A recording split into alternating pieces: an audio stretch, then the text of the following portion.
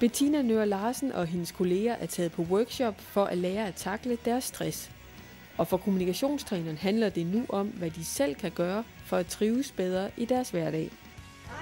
Altså man ved jo ikke med den der trivsel, altså om det er så morsomt i det hele taget at gå på arbejde. Vi smiler lige om morgenen, så er det overstået, så er vi fri for at tænke mere på det. Ikke? Eller springer vi ud af morgenen og siger, nej, hvor er de alle sammen heldige, de skal være sammen med mig i dag. Det er en fuldstændig fantastisk mulighed. Ja, nogen gør ikke. Nogle er faktisk lidt træt af, at de skal være sammen med sig selv.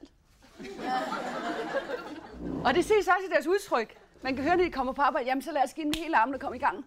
Så er det altså lidt svært, venner. Når jeg siger, er I begejstret for jeres arbejde? Ja. Så kan jeg sige, ja. Jeg siger, hvor begejstret er du sådan på en skala fra 1 til 10? Jamen, jeg synes, at en gang imellem kan vi da godt rykke op over 5. Så siger de, ja, så hvis jeg så siger, hvad skal du så ved det? Jamen, det har jo ikke nogen indflydelse på, det er jo alle de andre.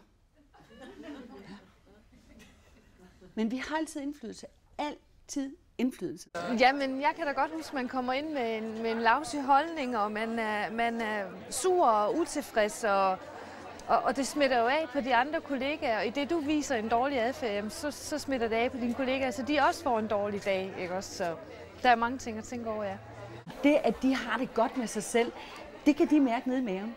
Og det kan de også på deres arbejdsplads. Og hvis man har det godt nede i maven, nu kalder vi det kan også være nogen, der siger, at jeg har det godt i hjertet eller op i hovedet, så gør det noget ved de handlinger, vi går og gør i vores hverdag, og dermed også til de resultater, vi skaber.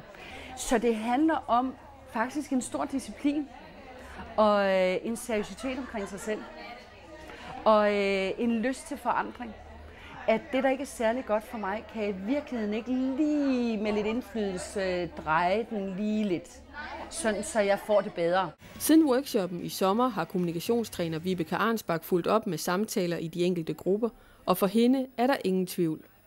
Det, der er væsentligt, det er, at hvis de får en oplevelse af, hvis vi kigger på det halvfulde glas, at det er bare for fedt, det er sjovt, vi har arbejdslyst, så giver det noget med, vi snakker ikke stress, vi snakker arbejdsglæde. Vi snakker ikke travle opgaver, mange opgaver, vi snakker spændende opgaver.